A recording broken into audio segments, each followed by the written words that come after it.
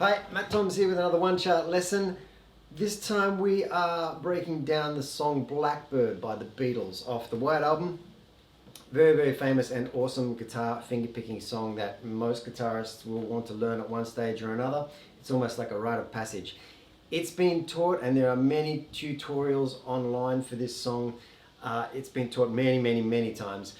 So I don't want to go over old ground with this. I've put up a really accurate tab and also a mud map, which I'll explain in a minute, which is pretty self-explanatory. If you know how to read the tab, you know what notes to play. What I would like to go over in this lesson is a couple of aspects of this song and of learning this song, which I think some people maybe struggle a little bit with. And if I can help you through those trickier parts, then the actual song falls together much more easily. So there are really two separate finger picking patterns throughout this whole song. You need to get those down really comfortably before you can have any hope of putting this song together in its entirety. So we're going to go through that. I'll take you through the positions, but we won't linger too much on where you're putting your hands, because that should be, like I said, pretty self-explanatory from the tab. First thing we're going to do is the intro.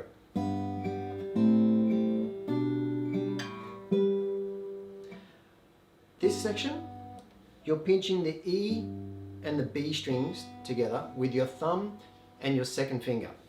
And then you're playing the open G string with your first finger. So,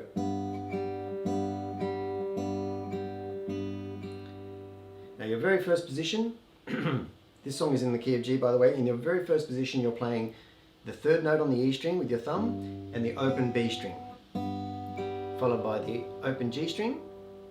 Next position is the open A string with your thumb and the first fret B string, followed by the G string again with your first finger.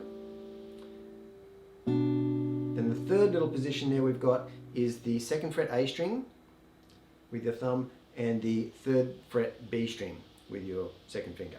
So we've got,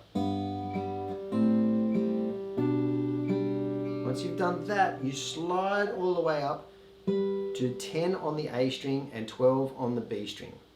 And the best fingers to use for this, I think, are your first and third, simply because they're nicely spaced 2 frets apart. Your fingers are 2 frets apart. If there's ever something that happens in between those on the 11th fret, your second finger is free to take care of it. So, and you see there I use my pinky. Alright, so I've just done something different to what I just explained. It doesn't really matter. It's whatever's comfortable there and whatever helps you reach those notes cleanly and efficiently. Once you get up to that spot there, you're into the next finger picking pattern, which, using the same 3 fingers on the same 3 strings, we're going to play the A and the B string together with your first, with your thumb and your second finger, followed by the G string, followed by the B string again. So that's the first little bit. The second half of this pattern is thumb, G string, B string, or A string, G string, B string. First bit, second bit. Now that is a really important finger picking pattern to get down and get comfortable with, because it lands on that a lot throughout the song, and you need to be able to play that automatically without even thinking about it. Your right hand needs to be able to go on autopilot for that. So practice that finger picking pattern, and then whenever you reach that sort of stage, it's like being able to take a breath in that song, right? You're moving around enough through positions. When you land on a chord to play it with that finger picking pattern, it's great to be able to kind of feel like you're in an easy spot. 1 and 2 and 3 and 4. 1, 2 and 3 and 4. 1, 2 and 3 and 4. 1 and 2 and 3 and 4. 1 and 2 and 3 and 4. 1, 2 and 3 and 4. 1, 2 and 3 and 4. So get that down, get comfortable with it. So that's your first little section.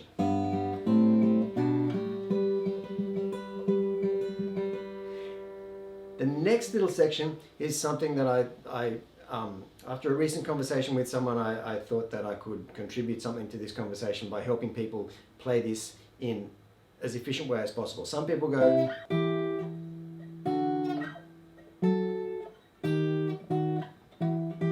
some people slide all over the neck in order to go up through this little ascending pattern. You don't need to. And I've watched Paul McCartney do it on these videos, and this is the way he does it as well. There's even quite big tutorial guitar channels that have gotten this wrong. So I want to make sure that people kind of know the right way to do this. So what you do is you start this section on the 3rd fret A string, 5th fret B string. Again, we're doing that first finger picking pattern, which is, okay, pinching and then the open G string. So we go from 3 and 5 on those A and B strings. Then your second finger, which is free at the moment, moves up to the C sharp, which is on the 4th fret A string. And your first finger moves from the C, or the 3rd fret A string, over to what is a G on the 3rd fret E string. If I've just said too many notes at you, then I'm sorry, I'll do it again. 3 on the A, 5 on the B. Second finger takes 4 on the A. First finger goes over to 3 on the E. Now, that's a little bit of a leap. And when you pick the E string, I'm using my 3rd finger here just to keep things simple and separated here on these top strings. So whenever you pluck the G string, you use your first finger. Whenever you pluck the B string, you use your second finger. Whenever you pluck the E string, you use your 3rd finger.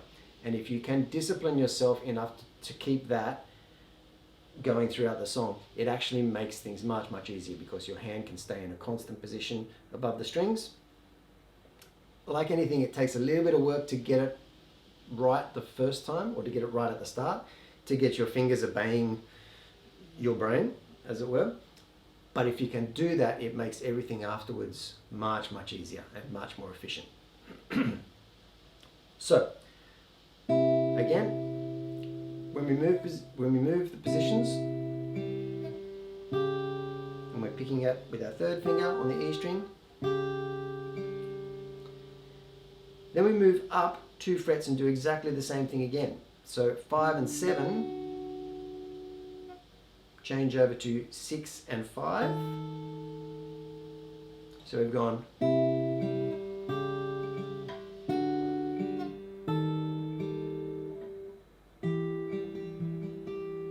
and then we land on the 7 on the A string and the 8 on the B string. So if you can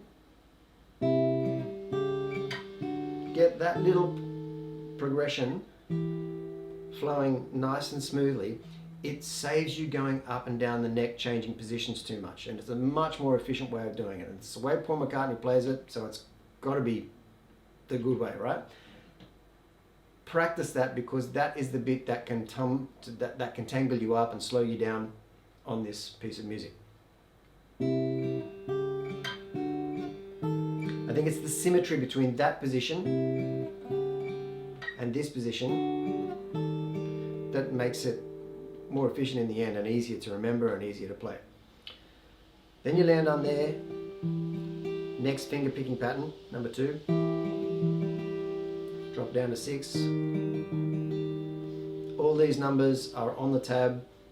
But when we come back down out of this little run, what we're going to do, and it's another reason why this is a great way to play it, is that if you think of what we just learnt there going up as position 1, 2, 3, 4 to get up to here,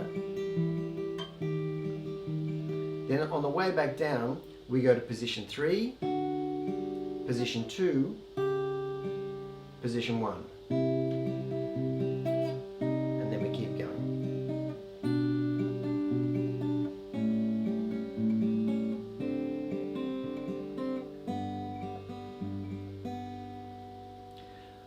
So that's the way you can smooth out playing that song and get those ascending and descending runs as efficient as possible, and that'll help you play that really nice and smoothly.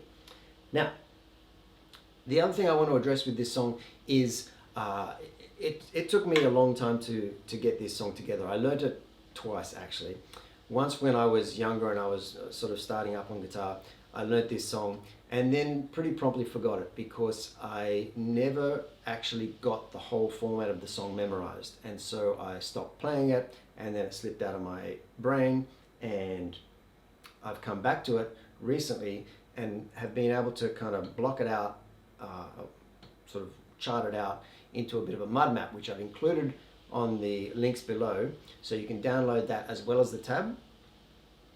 And this is really, really helpful in actually putting the piece together, because what you've got, and I'll refer to the mud map now, is your intro,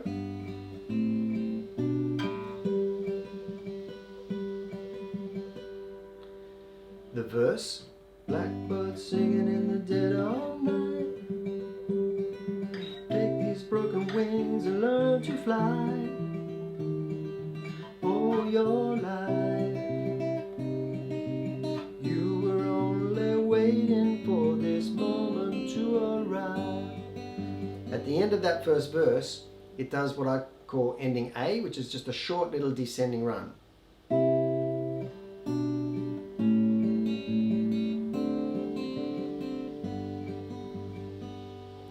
And then we start verse 2. Blackbird singing in the dead of night, take these sunken eyes and learn to sing all your life. You were only waiting for this moment to be free. At the end of second verse, we go to what I call ending B, which is starting from higher up the neck on the 8th and 10th fret, and going blackbird fly. And again, the numbers are on your tab there, so I'm not going to loiter too much around this bit, but this is ending B. And then the second time, blackbird fly, down to A, into the love of an old black night. Into what I call the instrumental verse, right? So you're straight up into exactly like a verse, but with no singing.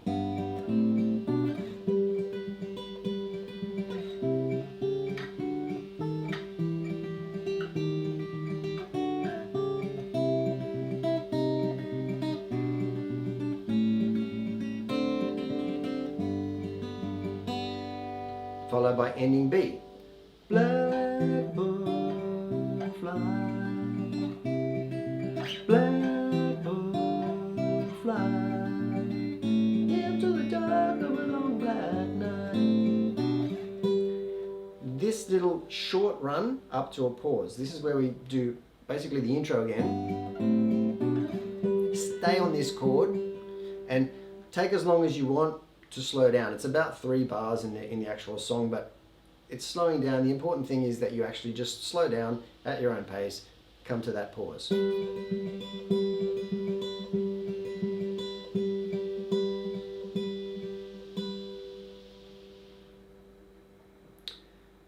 Then you do a little slide if you want to, you don't have to, you come back down and start what is a short run up.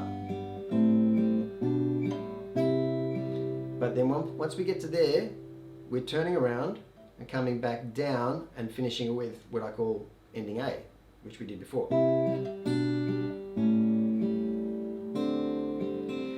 The one difference between this and the other ending A is that as we come down, we hit the A, we only spend 1 beat on there. Normally we would spend 2 beats on there, but we go straight to the D7 and spend 2 beats on that before we go into the last verse. The reason why we spend 2 beats on that D there instead of on the A is to give a little break so that when we land on the G again, we start singing with the verse. And it just kind of, it's a clever little thing they do, but it works really, really well. And that's just a tiny little thing that you kind of got to watch out for if you want to be really pedantic about putting this piece together exactly. So, blackbird singing in the dead of night, take these broken wings and learn to fly all your life. You were only waiting for this moment to arise. Now we're going, at the end of that last verse, we go to an ending A. You were only waiting for this moment to arise. And we do it again, one more ending A. You were only waiting for this moment to arise. And again, it doesn't really matter how you end it, but it ends on the G. That nice little note there on the 3rd fret of the E string is where we end up. So that's it. That's what Blackbird is to me. I hope that makes sense to you, and I hope that those little things will help you actually polish that song up to a performance ready state. And if you like this video and if you found it helpful, please let me know, because I'd love to hear from you. Thank you for watching. Please like and subscribe to the One Chart channel. You will get notifications. If you hit that notification bell, you'll find out every time I upload a new video, and I'm trying to do that at least twice every week. So lots more new songs coming, lots of stuff on the One Chart website. Thanks for watching, and I hope to see you there soon.